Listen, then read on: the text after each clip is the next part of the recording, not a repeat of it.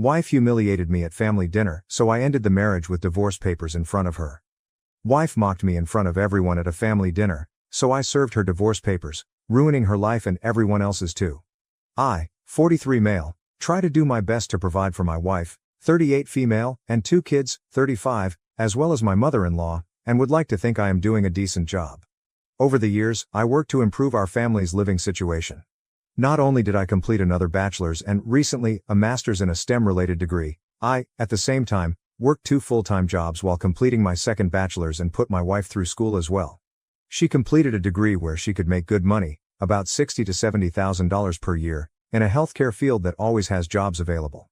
But with the birth of our 2 kids, she has since given up on her career to be a stay-at-home mom for the time being. At first, it was a struggle while I was finishing up my master's. Once I completed it, after our youngest turned 3, my career took a jump up, and we are now able to afford our single-income household in a more feasible manner.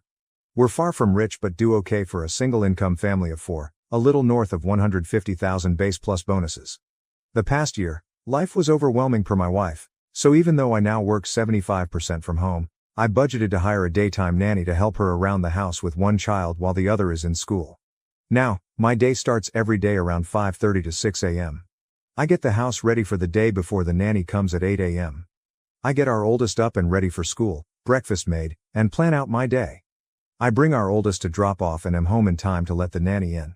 My most recent task at work has me grounded for the next 2 months, meaning I am now 100% WFH. While this is nice, I am busy in meetings all day as my role manages teams on a global scale, as I oversee projects from my industry. For the past 1.5 months, I realized my wife, as much as she says her life is stressful at home, starts her day at 10 a.m. I asked my ML and nanny if this was always the case after a week or so of WFH, and they both responded, more or less, sometimes earlier, sometimes later.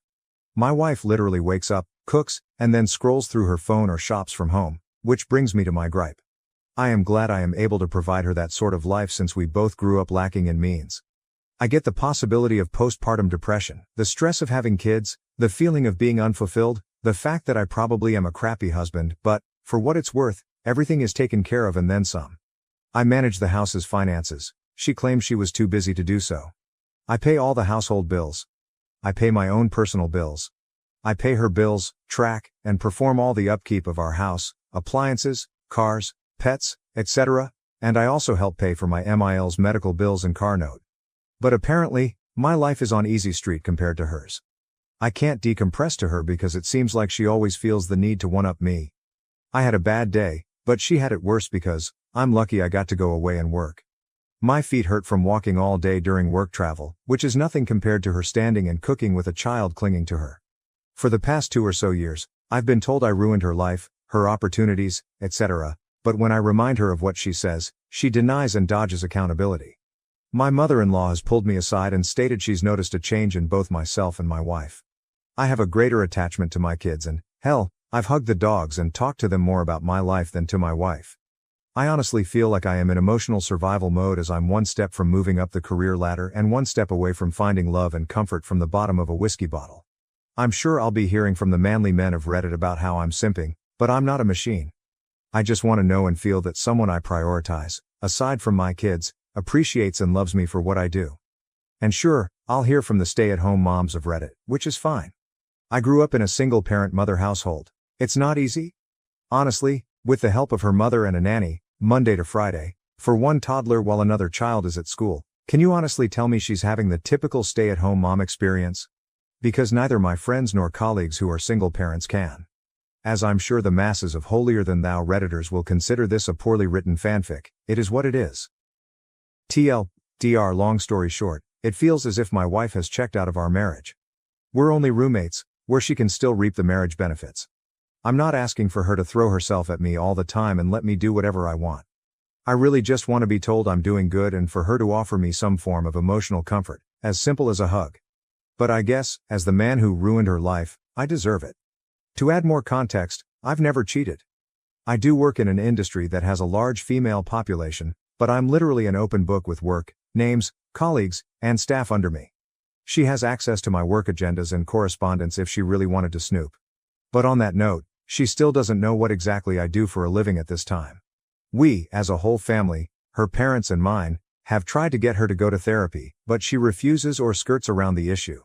Aside from my coming from a single mother household, where my biological dad was present in my life, she has had both parents in a reportedly monogamous marriage for over 40 years. I have tried to talk to her about everything, including my own feelings, but again, one-upmanship tends to be the trend here. 5. What am I getting out of the marriage now? Aside from my 2 beautiful kids, I've been asking myself that same question. We have a near non-existent sex life, mainly since last year. I always figured maybe it's part of depression or whatever she may be going through. Maybe I'm just not attractive enough or just horrible in bed because of my health conditions. I'm not some supermodel husband, but temptation and opportunity do knock, and I can perform still. But I never give in because, as cliché as it sounds, I honestly do love my wife and want to only be with her. I'll give credit where credit is due, as I don't want to sound biased. When I say she wakes up and cooks, she cooks for everyone in the house, myself, the kids, Mael, and even the nanny.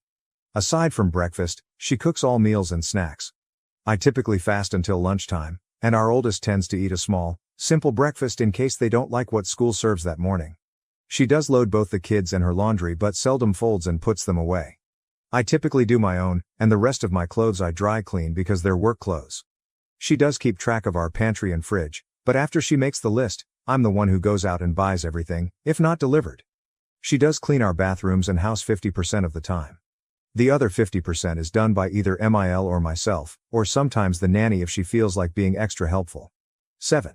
Prior to hiring the nanny, my mother-in-law was the main help for my wife, up until she had unexpected medical needs. So, I opted to hire a nanny to help them both, more so when Mil is having treatments and recovering.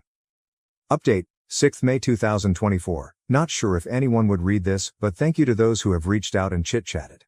While I know I've kept my newfound friends here updated, I figured I'd just update my post and keep it short. I showed my wife this post the following weekend, and she read it along with all the comments. Long story short, we had an argument. She left our house to stay with her sister, and I've been a single parent since. It's sad to say that, aside from the good nights to our kids, it's all pretty much the same routine. Nothing much else to say other than thank you for all the kind words of encouragement. Just need to add that this post got bigger than I expected from a venting post, but I've responded to a few comments nonetheless.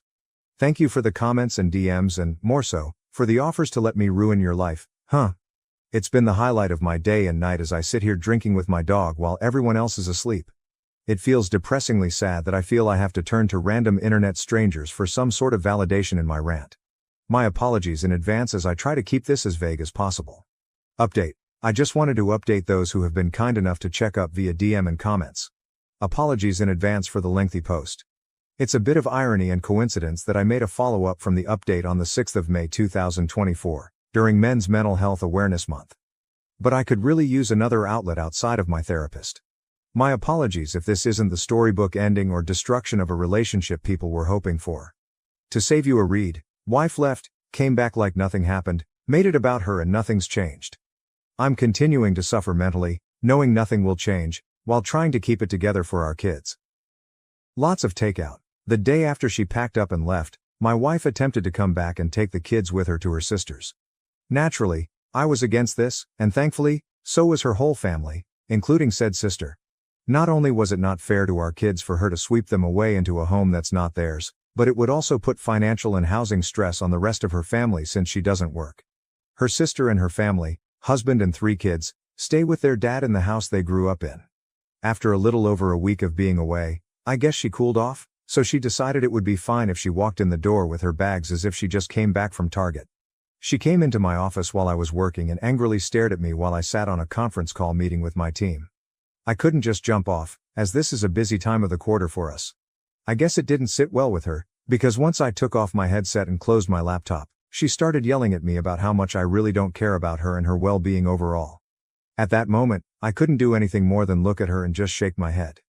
Meal came in after hearing my wife yelling and pulled her away, telling her not to bother me, while our nanny kept our youngest away from it all on the other side of the house. That night, after the kids were put to bed, I sat in my office by myself with a drink, as I have been doing for the past nights. My wife came in, and we talked, we argued, we cried, and we drank. One thing led to another, and we ended up in bed. I wish I could say that was our making up, but the next sobering morning, as we laid there, she went on about how hard it was for her the time she was gone. Literally, It was about her struggle staying at her family's house in her old room with her dad and sister's family. How lucky I am to be able to stay here and do this and that, buy this or do that, and not stress as much as they did. How easy my life is compared to hers. Even though we had similar upbringings, my mind and heart broke that morning. I've been spiraling down since then. This last week, I made another attempt to reconcile and talk things out, but I was met with a shouting match while trying to express my current stress and anxieties with life and work in general. Wife. Well, do you know how hard this is all for me? You're supposed to help me be happy. Me. So, when it comes to my happiness, stress, needs, and overall well-being, fucks me, right? Get over it. Wife. We all have our own problems. You need to figure it out and get over them. I don't know who the woman I am at home with is, but that wasn't the woman I married, vowed to spend my life with, and raise our kids together. Since that conversation, I've been noticeably distant with her. I've been sleeping in my office, on the couch, or with my kids in their beds after putting them to sleep. Still, nothing changes. She continues starting her day at 10 a.m., sitting on her phone, talking to her mom groups, cooking meals, and relying on both Mill and the nanny for childcare. Nothing has changed, and I doubt anything will. Sadly, I think even if we got a divorce, nothing would feel different anyway. During my wife's absence, the days seemed like any other day, except with a little more takeout than usual. My main fear isn't just losing my wife, I fear I'd lose my kids in the process. So, I guess it's sad to say the grand finale to my story is like that of a lot of men and some women I've talked to here. I'll just continue to smile and suffer in silence. First off, thank you for all the comments and DMs. Some context and clarification. Since, admittedly, my post was emotionally charged, I typed it up after another argument. After the birth of our kids, the pediatrician's office gave my wife postpartum depression screening forms. During the time of both children, she scored pretty high and was suggested to see a therapist. With our second child, she scored significantly higher, and I made an effort to get her the help she needs. She refused. So, I brought my mother-in-law and the nanny in for support. I know what people will say or think, but this is one of the reasons I am not 100% ready to just give up and file our life together away. I also know that silently suffering in the near and long run won't add to a healthy atmosphere for our kids. But neither would a bitter and hate-filled divorce. I know some have compared divorce to ripping off a band-aid, saying, it'll hurt at first, but that pain goes away. I'd rather try to spare my kids from thinking their parents ended up hating each other because of them, or something along those lines. I've told a few people I've talked to via DM since my last post. A little more insight on my personal life. Prior to my promotion I was a PM managing teams and budgets, so out of habit I plan for a lot of what-ifs. That being said, I've planned for contingencies in case things go south. So yes, I've talked to lawyers, 3, actually. I know our rights, what each of us is entitled to, and I have a draft settlement created and on hold until I feel I need to use it. I know what I want, and I'm willing to offer more than what's fair for our kids' well-being. I also have a plan in case we end up going to court. It's 100% on me that I'm suffering in silence, but I'm too stubborn to just give up. So, while I'm venting, I don't expect anyone to feel sorry for me. I endure this to keep the norm our kids know, ensure MIL's treatments go uninterrupted, and, of course, hold out hope that my wife will finally be open to giving therapy a shot so we can climb together to a better place. Update. First and foremost, TLDR, I'm done. Wife said I don't do anything and I'm not crap, in front of the therapist and family at Father's Day dinner. She got served? She's mad. She's trying to act perfect, and I'm just waiting while taking care of my family, my kids, my mom, and Mill. Oh well, I'll just ruin everyone else's life too in my family. Secondly, to clear some confusion, I did not get 2 bachelor's and a master's while working 2 jobs at the same time, as some readers are assuming. Bachelor's number 1, graduated in the early 2000s. Bachelor's number 2, completed via online classes, 2 classes per semester, while working 2 full-time jobs. Job number 1, hospital, 36 to 48 schedule. Job number 2, big box store, 32 to 40 hours spread across 7 days a week. This was to pay for both my and my wife's tuition because she decided to go back to school before we had kids. After graduating from bachelor's number 2 and entering the industry I am in now, I was able to work 1 job and pursue my master's. So, no, I did not get 3 degrees at the same time or in close succession. And I am surprised that I actually have to spell this out as someone working 2 jobs, while going to school isn't that uncommon, or at least that's what I thought. My wife chooses not to work. She technically has a job, but she barely works it, to the point where we forget she has one. For example, she worked one day, 4 or 5 months ago, for 8 hours on a Tuesday. That's how seldom she works. Her manager is really supportive of the Flex PRN model and provides her with a list of days they need coverage. She can choose to pick up a shift or not. While she can work more, she only does enough to maintain her license. She complains to our family about her career being on hold for one reason or another, though she has every opportunity to work more if she chooses. All things considered, she has an available and supportive circle around her, regardless of the decision she makes about her career, whether it's from our family, her job, or myself. I have made multiple offers and taken many steps to open that door for her to go back to work. For example, hiring the nanny, Emile moving in to help, my WFH setup, and her flexible schedule. Yet here we are. I am, and have been, in therapy for myself. Beyond the issues at home, my work can be very debilitating in regard to my mental health and, at times, physical health. Since I can't find the support I need mentally or physically at home with my wife, I opted to attend therapy rather than find comfort with someone outside of the home or at the bottom of a bottle. I've tried to express this to my wife, and, as mentioned in my previous post, she has a habit of one-upping me, and here we are. My in-laws are still married. Given the circumstances at home, my mother-in-law moved in to help out my wife while my sister-in-law and her family moved back into their parents' house for their own reasons. Sil and her family are trying to save money while getting back on their feet. Meanwhile, Mael's presence benefits my wife and me. We can also keep a closer eye on Mil while she undergoes bi-monthly treatments. My wife, via screening questionnaires, is highly suspected of having PPD. She also has a history of symptomatic OCD, ADHD, and other ailments she's refused to get evaluated for, or she refuses to accept the result given. I knew what I was getting into, and I loved and accepted my wife for her flaws, as she did mine at the time. Spare me the "I don't feel sorry for you," or pity comments. I'm like every other man who fell in love and wanted to give my person the best of me and the world I could offer. But again, here we are. There are a lot of manly men and Red Pill Nation guys out there complaining, saying I'm simping over my wife. While I respect your opinions and perspectives, I will outright say this. If this situation were only affecting my life, I would have left a long time ago. As one Redditor commented in a past thread, something that stuck with me. You're the kind of person who would take a bullet for his kids. Maybe it's in a different context than intended, but to protect my children from any harm, physical or mental, I'll take the proverbial bullet if and when needed. I'd like to think other dads out there would do the same. That's why I've endured as much as I have, for the time being. I would rather my wife use me as an outlet for her problems than take it out on our kids. Thank you to all the comments and messages. I've met many strangers who've become great Reddit pen pals and some who have been in the know every step of the way, progressing to this point. I am surprised at how far this has gone, from other subreddits to other platforms and even YouTube. Whether you love me, hate me, or think this is all fake, no matter where you stand, thank you for the constructive comments and DMs to check in. The kids and myself will be alright, moving forward. Now for the update. The end of an era. This will be shorter than some expected, as there's really not much to say, but I'll address some of the questions people may have had and provide the satisfaction of the "I told you so" moment for Reddit. After a hard push from our family via an intervention, my wife and I finally attempted to go to marriage counseling. I'm sure many of you can guess how well that went. Blame, tears, regrets, gaslighting, with a side of "I'm the reason for her life being ruined."